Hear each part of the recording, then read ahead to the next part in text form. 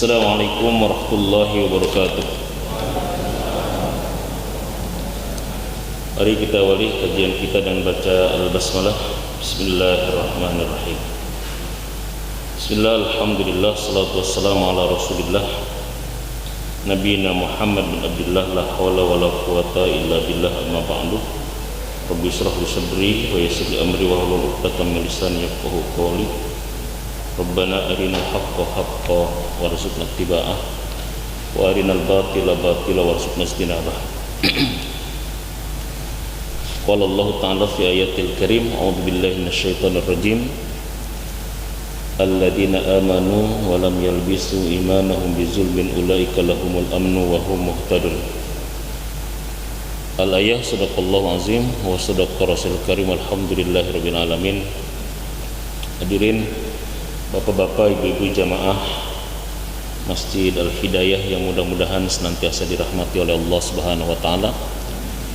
Bersyukur kepada Allah yang senantiasa mencurahkan nikmat, inayah dan hidayah kepada kita semua, sehingga kita masih istiqomah menjalankan aktivitas ibadah salat maghrib berjamaah yang kita lanjutkan dengan kajian ilmu sambil i'tikaf menunggu waktu salat isya berjamaah.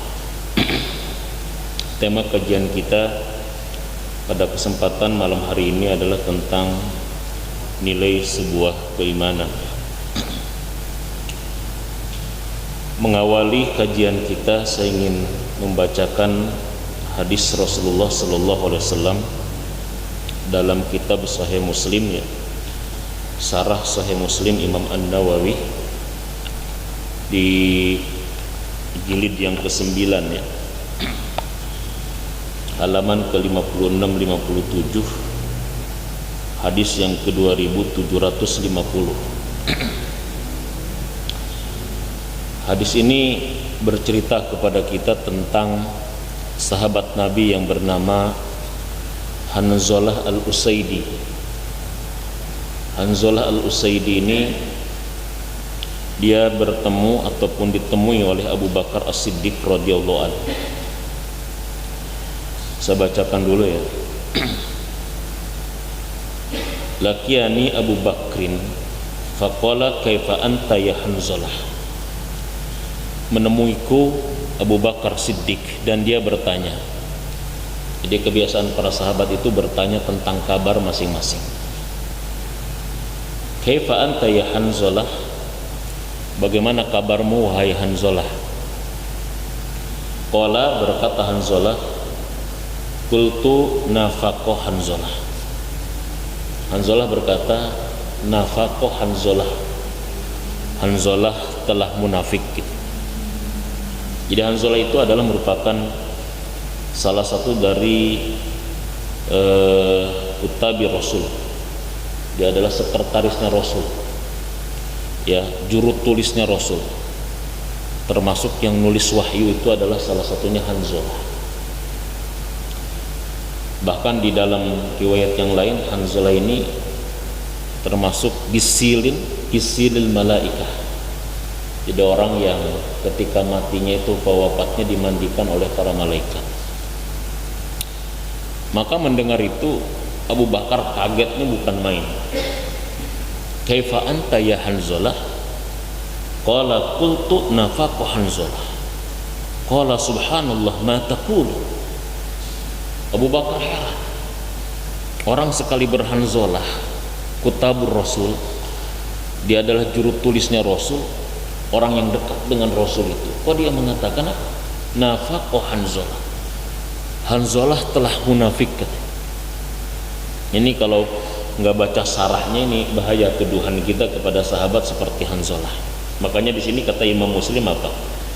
Yang dimaksud dengan nafaqo Hanzalah maknahu annahu khafa annahu munafik. Jadi nafaqo Hanzalah di sini bukan munafik yang sebenarnya. Annahu khafa annahu munafik. Maknanya itu kata Imam Nawawi adalah bahwa Hanzalah ini ketakutan akan sifat munafik gitu. Jadi para sahabat Nabi itu, Pak, saking mereka itu orang-orang yang imannya jangan dipertanyakan, imannya tidak dipertanyakan. Mereka adalah orang-orang yang imannya sangat luar biasa, imannya sangat kuat, tetapi mereka amat sangat takut terhadap sifat kemunafikan. Makanya di sini maksud nafaqah Hanzalah, Hanzalah telah munafik, maknanya adalah ketakutan dia terhadap sifat kemunafikan. Ya, kata seorang sahabat yang lain, Abi Malikah, dia mengatakan, aku menemui 30 sahabat Nabi yang imannya hebat-hebat, tapi mereka apa? Rata-rata semuanya takut akan terjadi kemunafikan menimpa terhadap dirinya. Jadi dia menemukan 30 sahabat Nabi, semuanya ketakutan terhadap sifat apa? Sifat munafik. Karena munafik ini adalah merupakan sifat yang ngeri, Pak. Ya, kalau orang kafir saja itu nggak berada di dalam keraknya neraka. Tapi kalau munafik itu berada di mana? Di keraknya, di aspalnya neraka. Innal munafikina fid darkil asfali minan nar. Orang munafik itu bukan lagi berada di nerakanya, tapi di aspalnya neraka itu. Jadi aku menemui 30 sahabat Nabi, rata-rata semuanya khawatir terhadap sifat munafik yang terjadi pada dirinya. Nah, ternyata salah satunya adalah Hanzalah al-Usaidi ini. Nah, di situ akhirnya Abu Bakar bertanya, subhanallah mataku. Ya, kenapa kau mengatakan? Apa maksud dari perkataanmu itu, wahai Hanzalah? Kemudian Hanzalah mengatakan begini, qala qultu nakunu inda Rasulillah sallallahu alaihi wasallam yudzakkiruna bin nari wal jannah hatta ka'anna ra'ya ainin. Ini bisa ka'anna ra'ya ain, bisa dua, karena ra'yul ain, ya, bi ra'yi ayyub. Ka'anna ra'ya ainin fa idza kharajna min indi Rasulillah sallallahu alaihi wasallam afasnal azwaja wal aulada waddai'ati fanasina katsiran. Qala Abu Bakar fa wallahi inna lanalqa mithla hadza. Penyebab itu semua, katanya begini, apa maksud engkau kalau kau telah munafik? Kata Hanzalah begini, nakunu inda Rasulillah yudzakkiruna bin nari wal jannah hatta ka'anna ra'ya ainin. Ketika aku bersama dengan Rasul sallallahu alaihi wasallam, kemudian Rasul mengingatkan aku tentang sorga, Rasul juga mengingatkan aku tentang neraka. Ka'anna ra'ya ainin, seolah-olah neraka dan sorga itu berada di hadapanku gitu. Sehingga semangat aku untuk melakukan kebaikan itu amat menggebu-gebu gitu. Sedangkan semangat untuk melakukan keburukan itu menyebabkan aku jauh gitu. Jadi begitu aku bersama Rasul, Rasul ingatkan aku tentang sorga, Rasul ingatkan aku tentang neraka. Itu seolah-olah surga dan neraka itu ada di hadapanku, sehingga semangat aku untuk berbuat baik itu luar biasa munculnya, dan tidak sedikit pun ada dalam diriku untuk melakukan sebuah kemaksiatan. Itu ketika bersama Rasul, katanya. Tetapi apa kata beliau? Fa idza kharajna min indi Rasulillah sallallahu alaihi wasallam afasnal azwaja wal aulada waddai'ati fanasina katsiran. Apabila aku berpisah dari majlis Rasulullah, aku keluar dari majlis Rasulullah, aku jauh dari Rasulullah, kembali kepada anakku, kembali kepada keluargaku, kembali kepada istriku, kembali kepada pekerjaanku, afasnal azwaj wal aulad waddai'ati fanasina katsiran. Semuanya menyibukkan aku, menyebabkan aku lupa terhadap apa yang diingatkan Rasul tadi, menyebabkan aku lalai. Kayaknya kita pun mengalami hal yang sama kayaknya. Kalau lagi di masjid kayaknya ngedengerin ceramah, ngedengerin ngaji kayak begini. Begitu kita balik lagi kayaknya ke dunia kita, kayaknya lupa aja gitu semua. Bab di masjid mah khusyuk kayaknya gitu. Lagi zikir bareng-bareng nangis kayaknya gitu ya. Bab balik lagi ke pekerjaan kita, semuanya jadi apa? Ini kayaknya Hanzalah juga sama kayak kita. Kita pun begitu kayaknya. Lagi nganterin orang ke kuburan, dimakamkan, nunggu jadi gitu. Tapi bab kita kemana langsung lupa lagi semuanya. Kemudian Abu Bakar mengatakan begini, kata Abu Bakar, kalau itu maksudmu, qala Abu Bakar, fa wallahi inna lanal qamithla hadza. Kalau munafik maksudmu seperti itu, demi Allah, aku pun kayaknya mengalami hal yang sama seperti apa yang kau alami, wahai Hanzalah. Kata Hanzalah, masa gitu? Iya, sama kalau begitu. Kalau begitu kata Hanzalah, yuk kita datangi guru kita, yuk kita datangi guru spiritual kita. Ini kebiasaan para sahabat begitu Pak. Kalau ada masalah dengan rohani mereka, ada masalah dengan spiritual mereka, mereka langsung datangi gurunya Rasulullah. Jadi para sahabat itu mampu mendeteksi tentang penyakit hatinya. Kalau kita kan kadang-kadang penyakit hati nggak bisa dideteksi. Lagi resah, lagi malas ibadah, nggak buru-buru datang kepada guru spiritual. Makanya rata-rata para mereka itu kan punya guru spiritual. Salah satu guru spiritual mereka, kalau para sahabat itu adalah Rasulullah Sallallahu Alaihi Wasallam. Kata Hanzalah, kalau begitu yuk kita konsultasikan masalah kita ini kepada Rasulullah Sallallahu Alaihi Wasallam. Kemudian apa? Fantalaqtu ana wa Abu Bakrin hatta dakhalna ala Rasulillah sallallahu alaihi wasallam. Ya, kami kemudian berjalan bersama Abu Bakar dan Hanzalah untuk menemui Rasulullah sallallahu alaihi wasallam. Nah, begitu mereka bertemu dengan Rasulullah sallallahu alaihi wasallam, "Assalamualaikum ya Rasulullah." Kemudian Rasulullah SAW bertanya seperti apa yang ditanyakan oleh Abu Bakar, "Bagaimana keadaanmu wahai Hanzalah?" Berkata Hanzalah, "Qultu nafaqo Hanzalah ya Rasulullah." Hanzalah telah munafik ya Rasulullah. Faqala Rasulullah SAW, "Wa madzaka?" Maksudmu apa? Ini Rasulullah kebiasaannya begitu. Jadi Rasulullah itu begitu sahabatnya menyatakan sesuatu, tidak langsung diponis. Tidak langsung diponis. Kenapa kok begitu? Enggak. Wa madzaka? Maksudmu apa? Rasul tanya. Bukan langsung, kenapa kau jadi munafik? Pergi kau, bukan begitu. Ketika Hanzalah mengatakan Hanzalah telah munafik, wa madzaka, maksudmu apa? Apa maksudmu kau mengatakan dirimu telah munafik? Hanzalah kemudian menceritakan tentang tadi yang diceritakan kepada Abu Bakar. Apa kata Hanzalah? Qultu ya Rasulullah, nakunu indaka tudakkiruna bin nari wal jannah hatta ka'anna ra'ya 'ainin. Fa idza kharda min indika afasna al-azwaja wal aulada wad dayiati nasiyan katsira. Ya Rasulullah, ketika aku bersama engkau, ketika aku senantiasa berada di majlismu, kau ingatkan aku tentang sorga, kau ingatkan aku tentang neraka, seolah-olah sorga dan neraka ada di pandanganku, ada di hadapanku, sehingga menyebabkan aku semangat beribadah begitu luar biasa dan sedikit pun tidak terbesit untuk melakukan sebuah kemaksiatan. Tapi ketika aku keluar dari majlismu, aku menjauh dari dirimu, kembali ke pekerjaan, kepada keluarga, kepada anak dan istri, semuanya menyibukkan aku sampai aku lupa terhadap apa yang kau ingatkan tadi ya Rasulullah. Nafaq Hanzalah, Hanzalah telah munafik ya Rasulullah. Apa jawaban Rasulullah kepada Hanzalah itu? Faqala Rasulullah sallallahu alaihi wasallam, "Walladzi nafsi biyadihi, in law tadumuna ala ma takununa indi wa fi dzikri la safahatkumul malaikatu ala furusikum wa fi turukikum walakin ya Hanzalah sa'atan wa sa'atan thalatha marrat."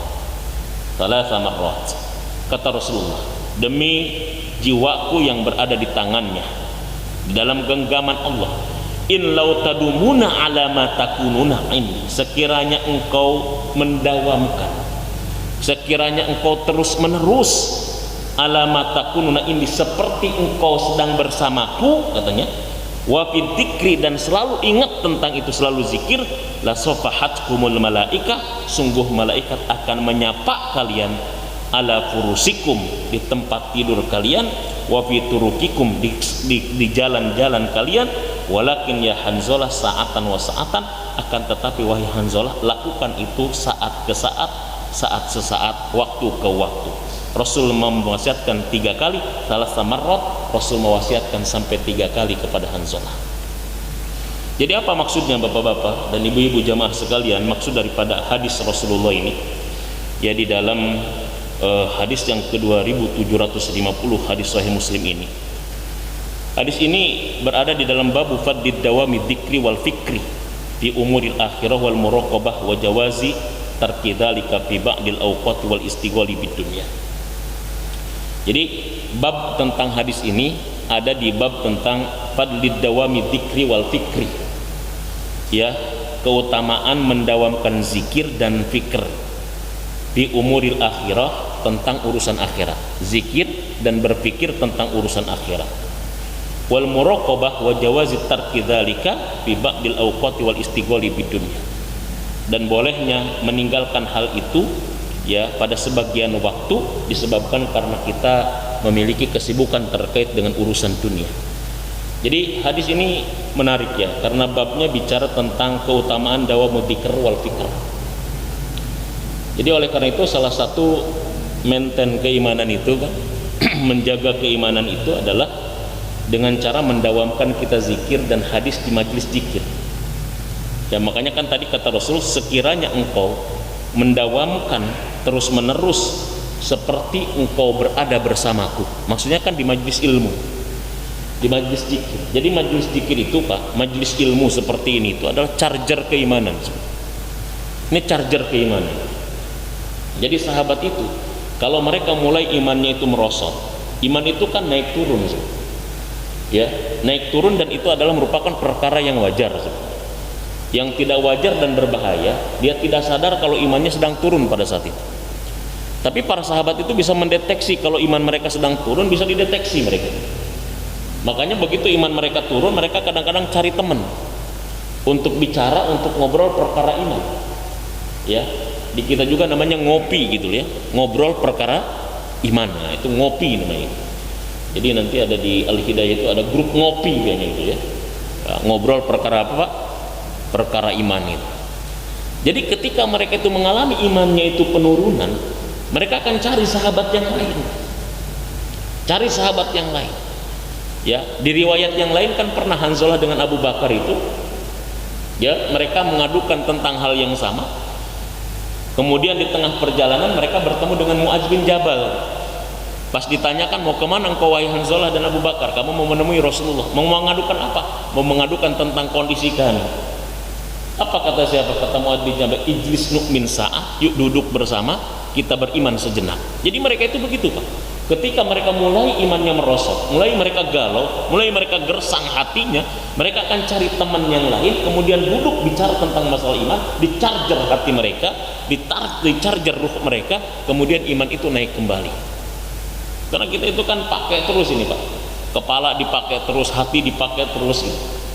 Ibarat handphone kan kalau dipakai terus misalkan 24 jam enggak di-charger kan ngedrop juga. Sama sebetulnya pikiran kita juga. Pikiran kita kan dipakai terus, apalagi yang masih aktif gitu loh ya. Hati kita dipakai terus, fisik kita dipakai terus. Kalau dipakai terus menerus sementara tidak di-charger, oh ini bisa ngedrop. Dan ketika sudah ngedrop berbahaya. Inilah makanya suka banyak orang yang futur Pak. Futur itu maksudnya orang yang sudah apa namanya? Futur itu bahasa kitanya apa ya?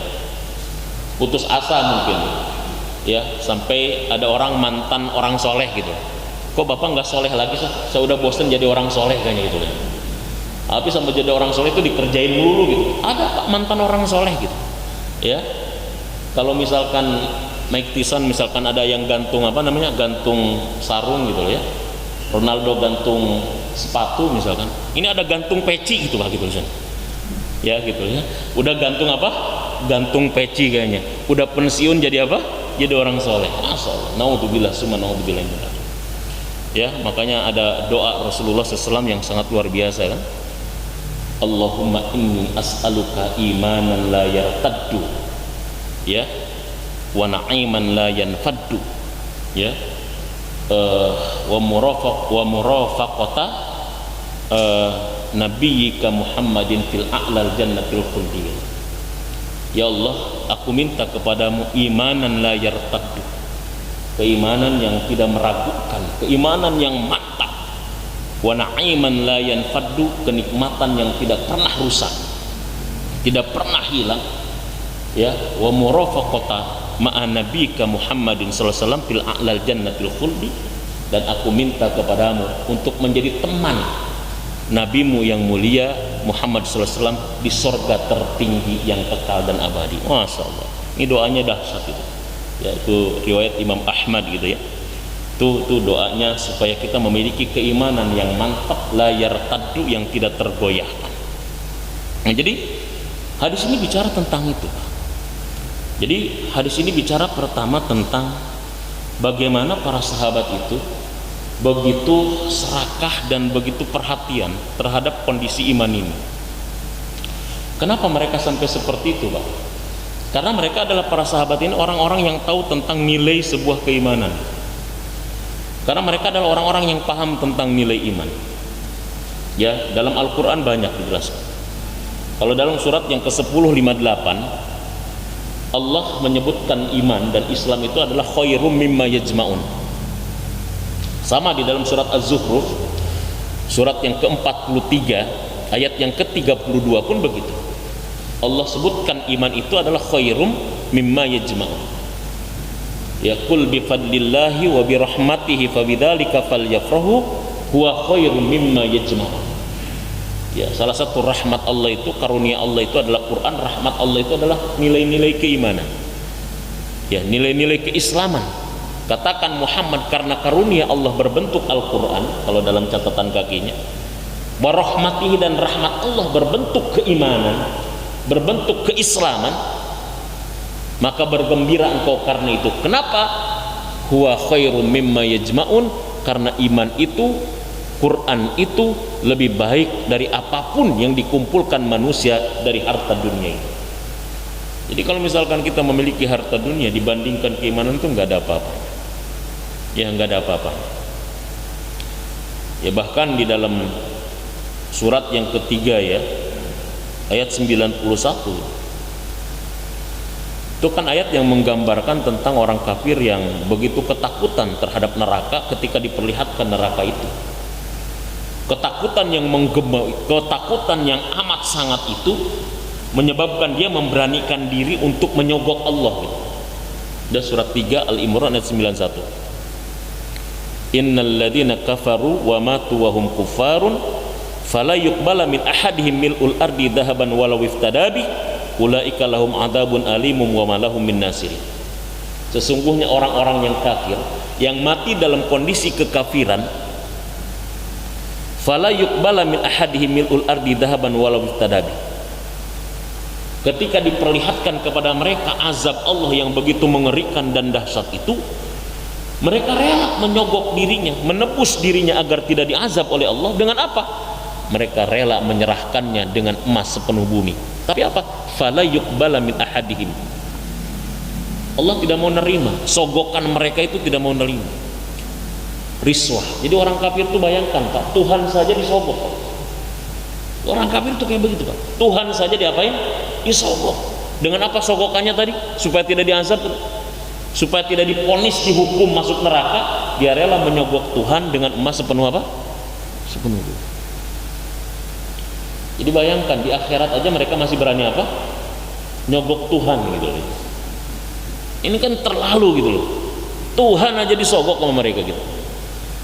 Jadi jangankan sipir-sipir di dunia, Tuhan disogok mereka. Nyogoknya dengan apa kata mereka? Dengan emas sepenuh.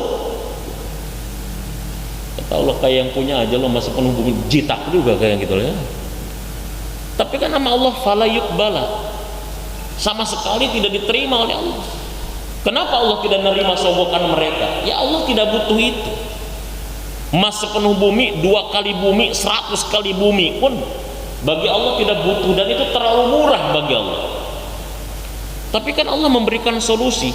Kalau kau ingin selamat dari azab itu bukan dengan cara begitu gitu.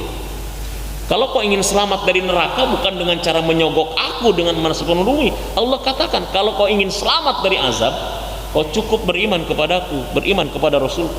Ya ayyuhalladzina amanu hal adullukum ala tijaratin tunjikum min adabin tu'minuna billahi wa rasulih. Ya, As-Saff ayat 10 ayat 11 kan begitu. As-Saff ayat 10 ayat 11, 61 ayat 10 ayat 11. Apa kata Allah? Hei orang-orang yang beriman, kalau kau maukah kau kutunjukkan kepada sebuah perniagaan, kepada sebuah amal yang mampu menyelamatkan engkau dari azab yang pedih. Apa itu? Kau beriman kepada Allah, beriman kepada Rasul, berjihad dengan harta dan nyawa di jalan.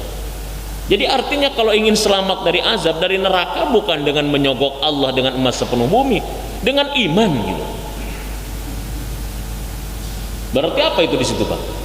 Artinya kan iman itu berarti nilainya melebihi nilai emas sepenuh sepenuh bumi. Nilai iman itu melebihi nilai emas sepenuh bumi.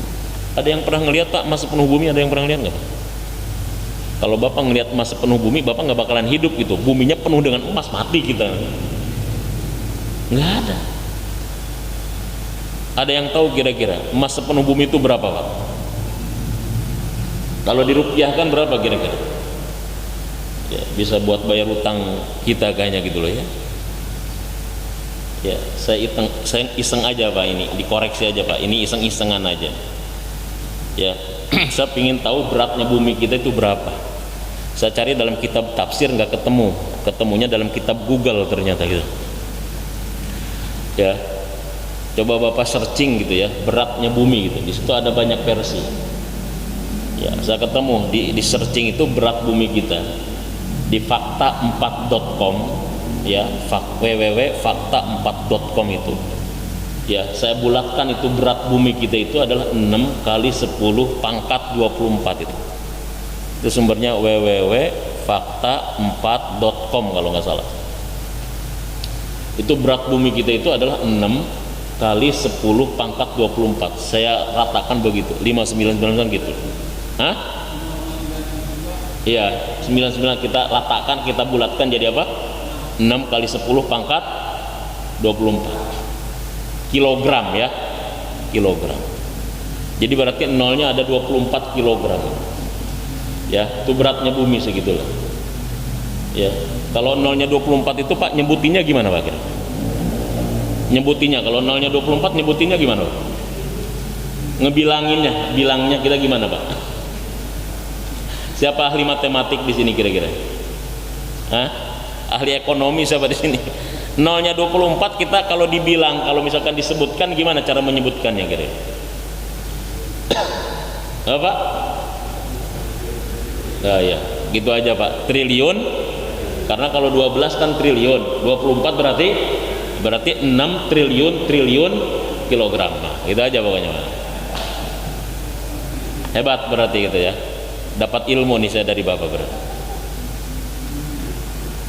Sekarang emas 1 gram 1 juta misalkan. 1 kilo berapa gram?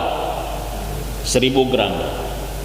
Berarti 1 kali 1000 berarti berapa? 1 miliar.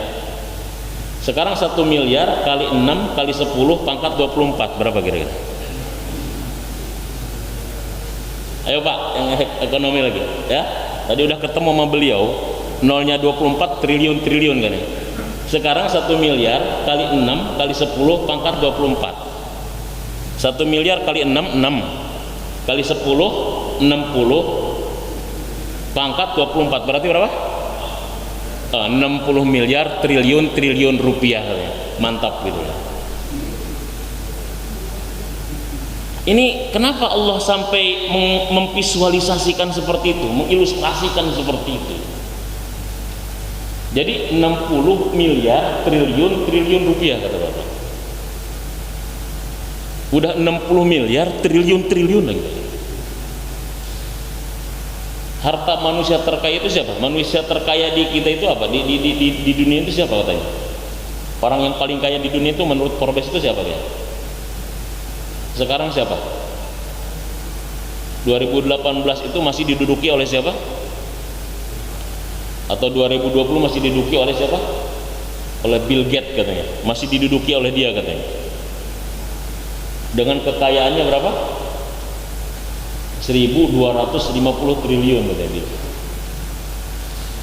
Berapa persennya kira-kira? 1250 triliun dengan 60 miliar triliun, berapa persennya kira-kira itu? Artinya apa Pak yang saya ingin katakan? Jadi kenapa para sahabat itu, mereka ketika hijrah dari Mekah ke Madinah, tinggalkan itu ladangnya, ditinggalkan itu rumahnya, ditinggalkan apapun, bahkan mereka rela mengorbankan nyawanya karena nilai sebuah keimanan itu nilainya amat sangat luar biasa. Jadi ini kan ilustrasi saja sebetulnya. Dan wajar ketika iman itu nilainya lebih tinggi daripada harga emas sepenuh bumi. Orang kok sholat sebelum subuh 2 rakaat aja lebih baik daripada apa? Dunia dan isinya. Jadi tiap hari kita kan nabung gitu. Sekalinya nabung nggak tanggung-tanggung dunia dan, kalau dunia dan isinya kan ini ada kayunya kan Pak, ada kotorannya. Kalau ini kan emas doang murni lah, dunia ini kan luar biasa itu. Jadi gimana orang beriman tidak memiliki saldo minimal 60 miliar triliun rupiah? Orang tiap hari dia nyelengin, tiap hari dia nabung, yang 2 rakaat sebelum subuhnya Nabi katakan lebih baik daripada dunia dan isinya.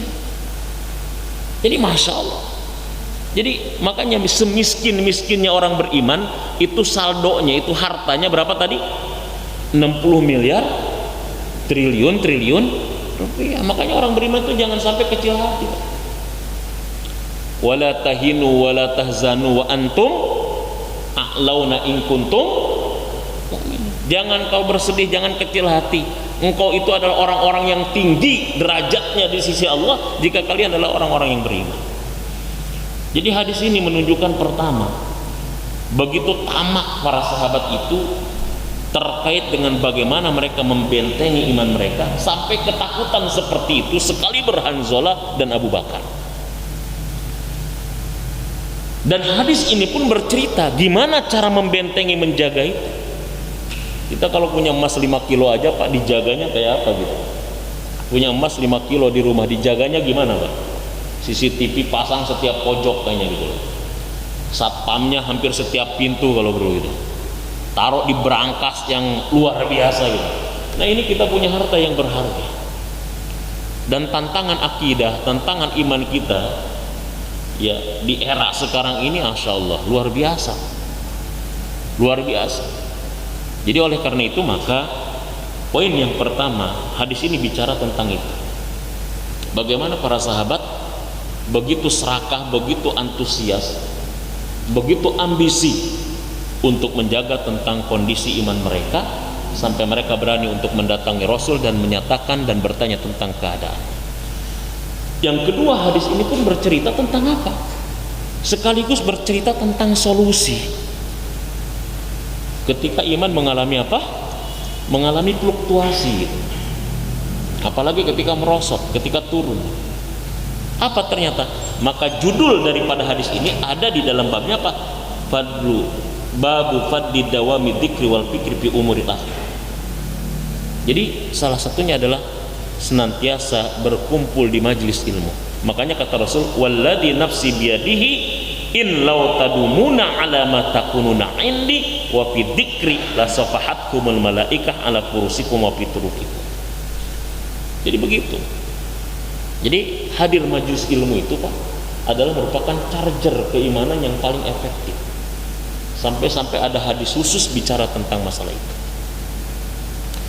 Nah yang selanjutnya ada kata-kata walakin ya Hanzalah sa'atan wa sa'atan. Akan tetapi Hanzalah lakukan itu waktu ke waktu, sesaat demi sesaat. Di sini artinya Rasulullah tidak melarang kita untuk senantiasa. Makanya di sini Rasul kan tidak melarang Hanzalah bergaul dengan keluarga.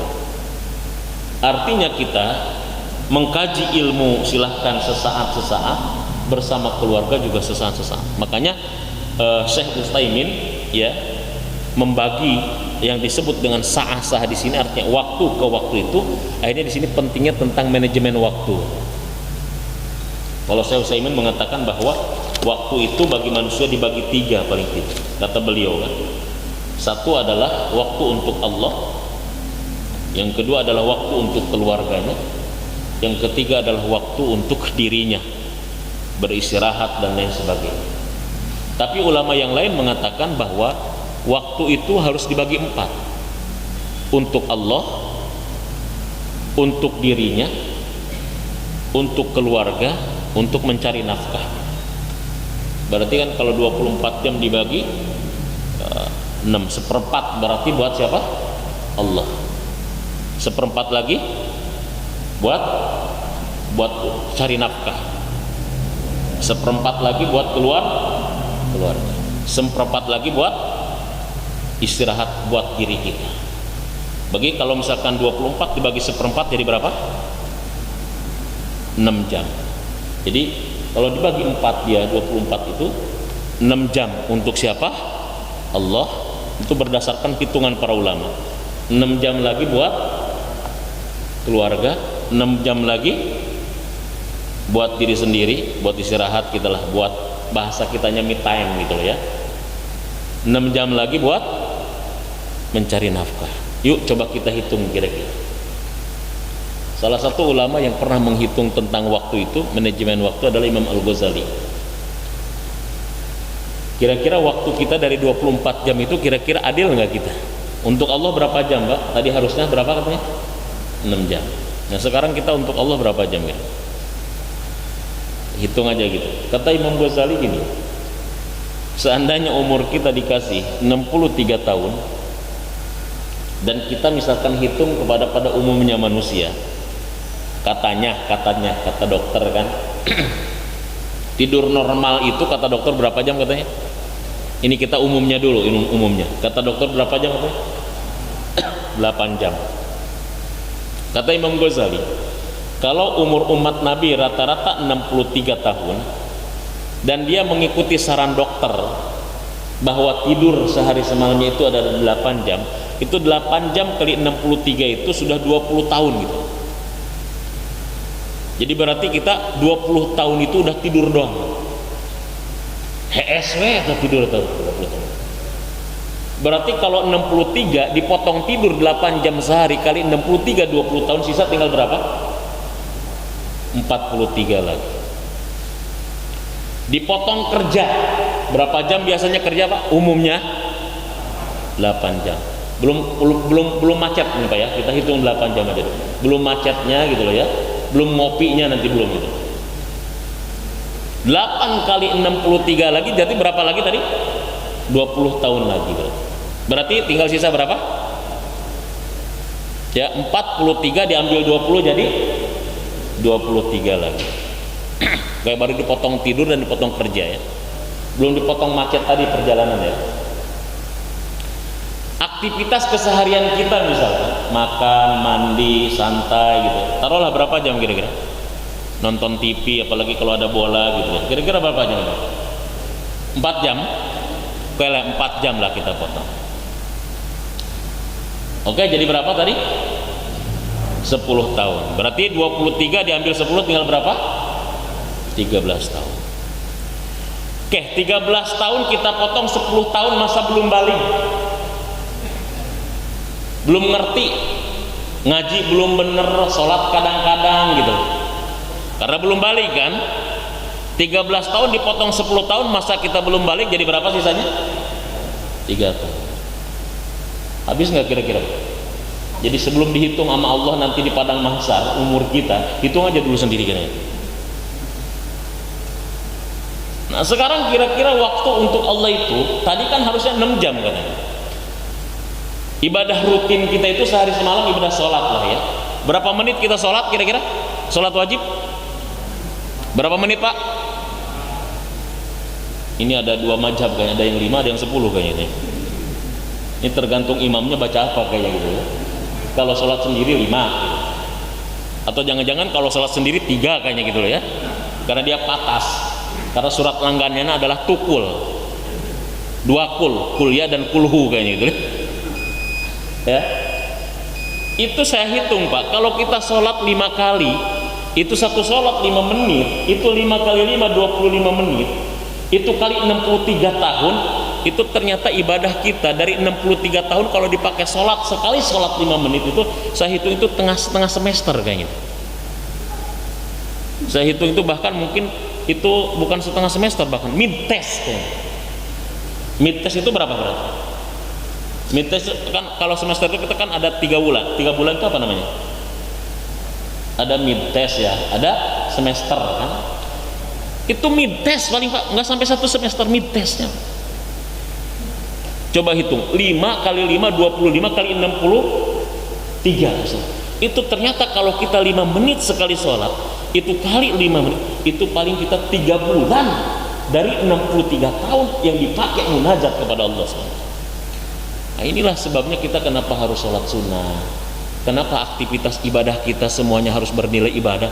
Karena kalau kita masuk surga ngandelin ibadah mah dopak tekor kita. Yang ada kita bukan ini, ngutang kita sama Allah kan gitu. Itulah sebabnya kenapa dalam agama kita seluruh aktivitas kita harus senantiasa diniatkan untuk apa? Ibadah. Karena kalau kita mengandalkan ibadah makhluk, makanya disinilah kita dikasih sama Allah malam Lailatul Qadar. Disinilah kita dikasih sama Allah ada Ramadan, dikasih sama Allah ada bulan haram, di mana bulan haram dan bulan-bulan itu menjadi program akselerasi kita untuk meningkatkan kualitas amal-amal kita yang kurang. Jadi begitu sih. Nah, jadi seperti itu. Jadi hadis ini amat sangat luar biasa ya. Sehingga hadis ini menyadarkan kita tentang bagaimana para sahabat itu ya begitu ambisi ya untuk menyelamatkan iman mereka. Sampai ketika ada sesuatu yang mengganjal, mereka langsung mendatangi gurunya Rasulullah SAW dan menanyakan dan mengkonsultasikan tentang kondisinya seperti ini. Tidak dilarang kita beraktivitas bersama keluarga, karena itu bagian daripada kita ibadah kepada Allah Subhanahu wa Ta'ala. Nah, itu barangkali Pak ya kajian kita pada malam hari ini ya, hadis yang ke-2750 ya di dalam kitab Syarah Sahih Muslim ya, terkait dengan nilai sebuah keimanan yang amat sangat begitu dahsyat dan luar biasa. Itu barangkali karena sudah memasuki waktu Isya, kemudian ada manfaatnya bagi kita semua. Semoga Allah istiqomahkan kita dalam iman, istiqomahkan dalam hidayah, istiqomahkan dalam amal, sampai kita nanti menghadap kepada Allah Subhanahu wa Ta'ala dengan iman yang sempurna. Amin ya rabbal alamin. Mari kita tutup dengan hamdalah dan kafaratul majlis. Alhamdulillahirabbil alamin. Subhanakallahumma rabbana wa bihamdika la ilaha illa anta astaghfiruka wa atubu ilaik. Assalamualaikum warahmatullahi wabarakatuh.